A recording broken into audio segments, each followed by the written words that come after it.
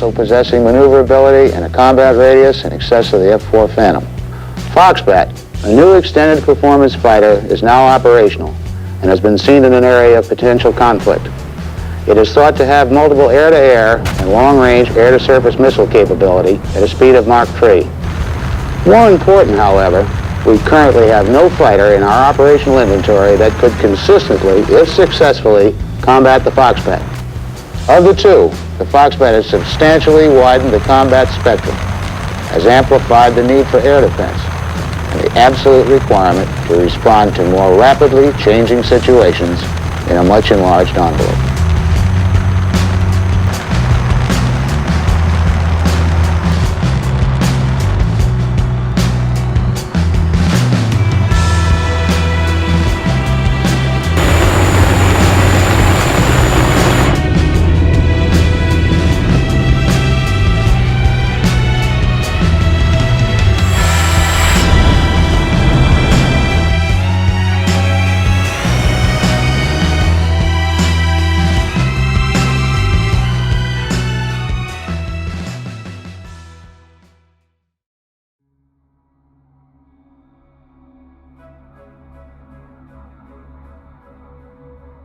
It's no tale that the MiG-25 Foxbat was the terror of the skies for the West. The fighter-bomber was a Mach 3 beast with large engagement distances. At the time, the Foxbat was the most secretive jet for the Soviets. No other country operated them. Its only known appearance was from an air show in July of 1967.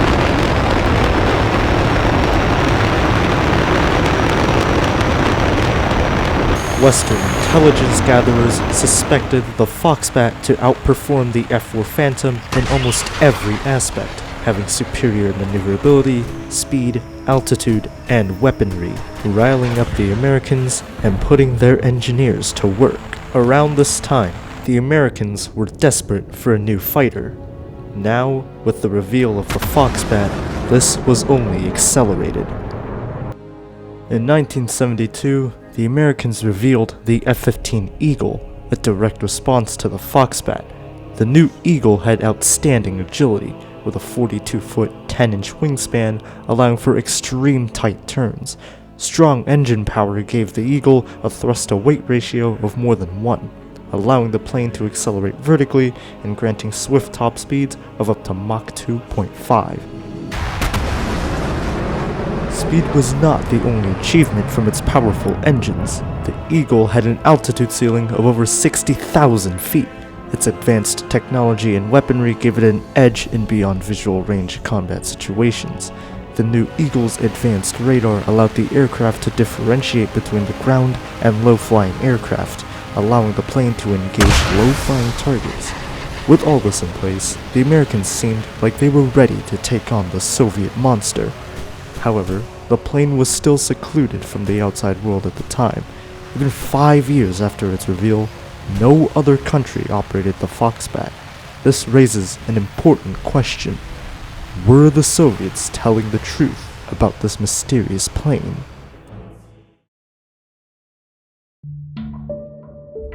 Somewhere in the Russian Far East lies an airbase for the Soviet Air Force.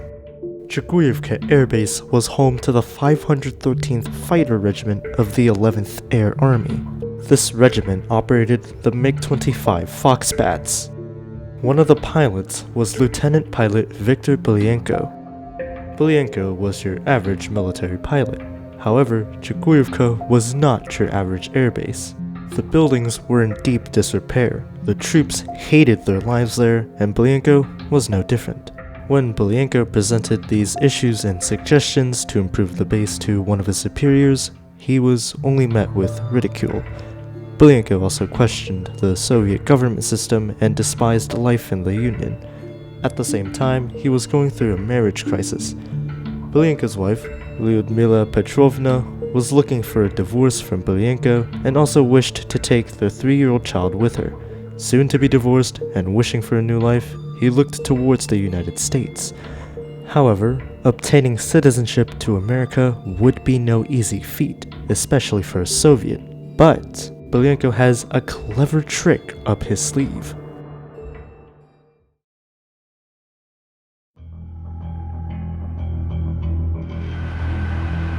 September 6th, 1976.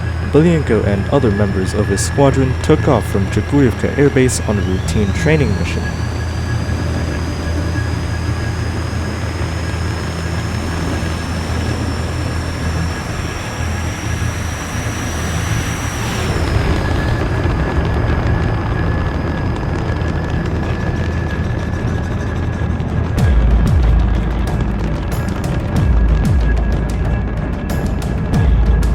The four Foxbats climbed up to an altitude of 19,000 feet off the east coast of the Soviet Union and over the Sea of Japan. Once they were at altitude, the Foxbats cruised for a little while in a formation. Suddenly, Belenko reported engine trouble and was allowed to slip behind the rest of his squadron.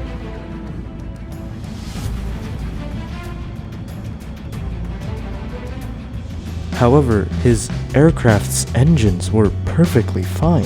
There were no faults with his engines. Soon, the route would begin turning back towards the Soviet Union. However, Belenko had a different plan. Now behind the rest of his squadron, no one expected nor saw what he would soon do next.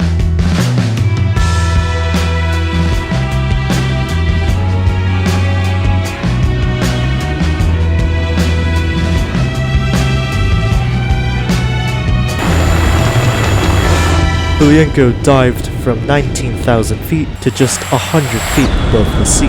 He then sent out an emergency radio signal signaling the people back on land that he had crashed before shutting off his radio and radar to prevent his location from being found. When radio operators and his squadron tried to contact him, they received no response from Belenko. It was now clear what Belenko was doing. He was defecting from the Soviet Union and making a run for Japan. After separation from his squadron, he now had other problems to tackle, keeping his speed high to outrun whatever was sent to find and shoot him down, staying low while ensuring his aircraft didn't crash into the sea, and desperately making sure his wings didn't rip off from the thicker air at such a low altitude.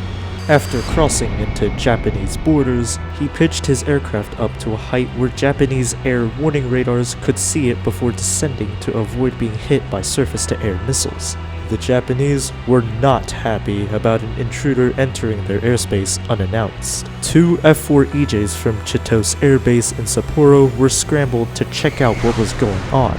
Belenko fully anticipated Phantoms to come and intercept him, forcing him to land at Chitose Air Base. However, due to the weather at the time, combined with Belenko flying at low altitude, the F-4s could not find the Foxbat. Belenko himself couldn't find Chitose and was now faced with another huge problem. His fuel was running low. With a stroke of luck, he finds a nearby civilian airport to land at, that airport being Hakodate. He circled the airport once and was getting ready to land. Whilst on his descent, he nearly collided with a departing Boeing 727.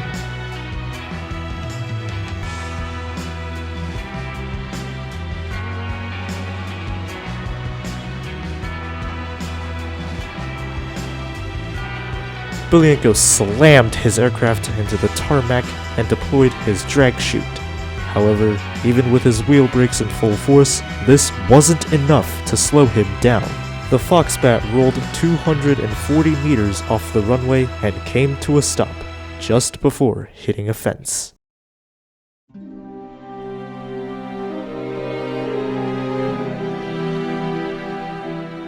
Upon arrival in Japan, Belenko was immediately arrested on grounds of airspace violations. When being interviewed, he expressed his wish for political asylum in the United States.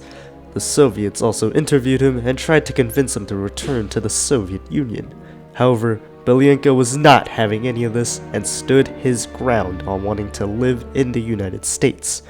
On September 9th, Belenko boarded a flight from Japan and was flown overseas to the United States. As for the Americans, they wasted no time on such a precious opportunity to check out the Foxbat.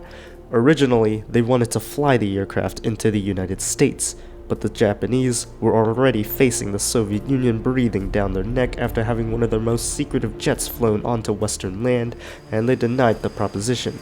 Eventually, the MiG was transported to a nearby base, where American and Japanese technicians disassembled the aircraft and examined every part down to the last centimeter. The Americans and the Japanese were relieved to discover that the Foxbat was not as good as speculated. They concluded the aircraft was not a fighter-bomber, but an interceptor. The aircraft could reach speeds of Mach 3, but not without burning the airframe. The Soviets had used a nickel-steel alloy to build the airframe, instead of titanium. The aircraft's speed indicator was redlined at Mach 2.8. Some instances were recorded of the Foxbat doing Mach 3.2, but the aircraft's engine was then damaged beyond repair. As for maneuverability, the aircraft had an abysmal turning rate. After the new findings on the Foxbat, a huge sigh of relief was exhaled from Japan and the Americans. No longer was the MiG-25 a terrorizer to their Air Force.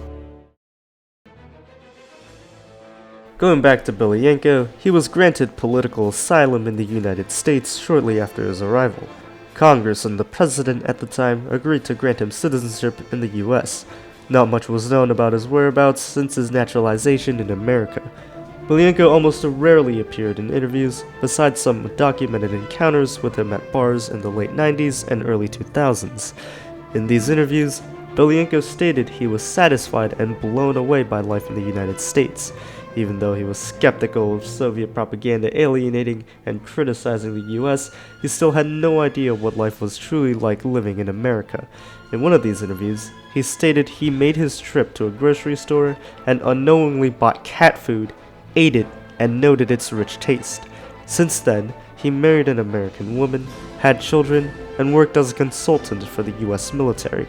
Unfortunately, Belenko passed away at the ripe age of 76 on September 24, 2023, in Illinois. Belenko lived a peaceful life following the American dream, but his coming to America can be considered one of the most legendary acts of rebellion during the Cold War.